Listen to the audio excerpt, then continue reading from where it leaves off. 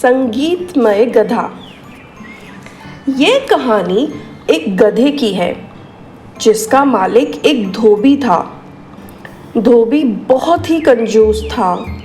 इस वजह से वह गधे को ठीक से खाना नहीं देता था। खाना न मिलने की वजह से वह गधा कमज़ोर पड़ गया था। कई बार धोबी उसे दूसरी जगह भेज देता था ताकि वह जाकर घास खा सके।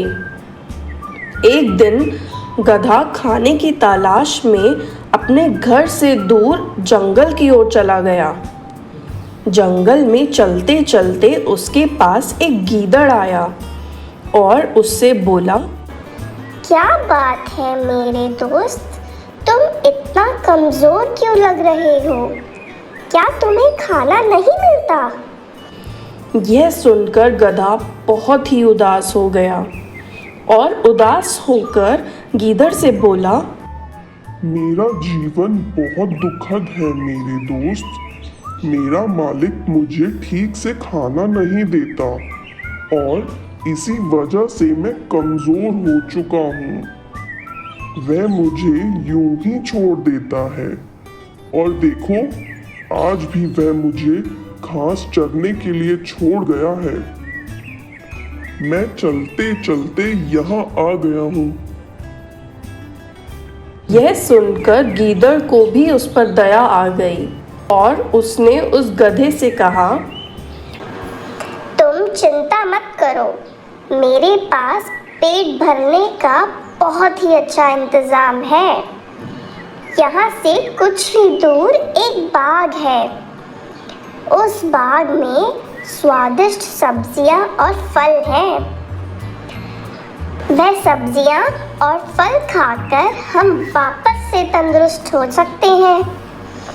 मैं तो वहीं जाकर अपना पेट भरता हूँ। उस बाग में जाने का एक छोटा सा रास्ता है। चलो आओ, मैं तुम्हें वहीं लेकर जाता हूँ। गधे को गीदड़ की बात अच्छी लगी और उसे भूख भी लगी थी। इस वजह से वह गीदड़ के साथ बाग में चला गया। चलते हुए दोनों बाग के नज़दीक पहुंच गए। फिर गीदड़ ने उससे कहा, अब इंतज़ार की घड़ी ख़त्म हो चुकी है मेरे दोस्त।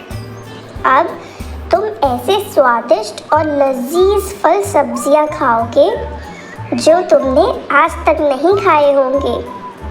चलो आओ मेरे पीछे, मैं तुम्हें अंदर लेकर चलता हूँ। ये कहकर वह गीदड़ अंदर चला गया और उसके पीछे पीछे वह गधा भी अंदर चला गया। बाग के अंदर जाते ही गीदड़ ने देखा कि वहाँ ढेर सारी सब्जियाँ और फल थे। दोनों ने मिलकर पेट भरकर खाना खाया और फिर उसके बाद वहाँ से चले गए। अब वह गधा बहुत ही खुश था, इसीलिए उसने निर्णय लिया कि अब वह वापस घर नहीं जाएगा और अपने दोस्त के साथ ही रहेगा। वह दोनों रोज उस बाग में जाकर अपना पेट भरते थे। दोनों का जीवन अच्छा चल रहा था और गधा तंदुरुस्त भी हो चुका था। एक दिन दोनों गीदड़ और गधा बाग में गए। वहाँ गधे ने जमकर फल और सब्जियाँ खाई। उसका पेट इतना भर गया था कि वह अपना होश ही खो बैठा था। तभी उसने अपने दोस्त गीदड़ से कहा, दोस्त, क्या तुम जानते हो, मैं बहुत ही अच्छा गाना गाता हूँ और मैं तुम्हें अभी गाना गाकर सुनाऊंगा। यह सुनते ही गीदड़ घबरा गया क्योंकि गधे के गाना गाने से उसकी आवाज़ बाग के मालिक तक पहुंच जाती। ऐसे में बाग का मालिक दोनों को पकड़ने वहां आ जाता। इसी वजह से गीदड़ ने गधे को शांत कराने की कोशिश की और उससे कहा, अरे दोस्त, गधे थोड़ी ना अच्छा गाना गाते हैं। यह सुनकर गधे ने कहा, अरे गधे तो बहुत ही अच्छे गायक होते हैं। वह मधुर स्वर में ढेंचू ढेंचू करके गाना गाते हैं।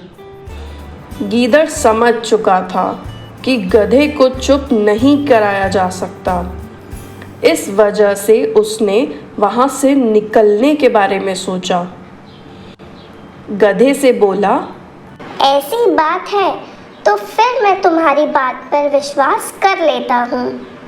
मुझे तो लगता है कि तुम बहुत ही अच्छे गायक हो और तुम्हारा गाना सुनकर इस बाग का मालिक तुम्हें फूलों की माला पहना देगा। लेकिन मैं भी तुम्हें फूलों की माला पहनाना चाहता हूँ। तुम एक काम करो, मेरे यहाँ से जाने के बाद तुम अपना गाना शुरू कर देना। तब तक मैं फूलों की माला लेकर आता हूँ। ये कहकर वह गीदड़ वहां से चला गया और फिर गधे ने अपना गाना गाना चालू कर दिया। उसकी आवाज़ सुनकर बाग का मालिक दौड़ते दौड़ते उसके पास आया। जैसे ही उसने गधे को देखा तो वह समझ चुका था कि उसके बाग का खाना वह गधा चुरा चुरा कर खाया करता था। ऐसे में उसने उस गधे की खूब पिटाई करी और वहाँ से भगा दिया।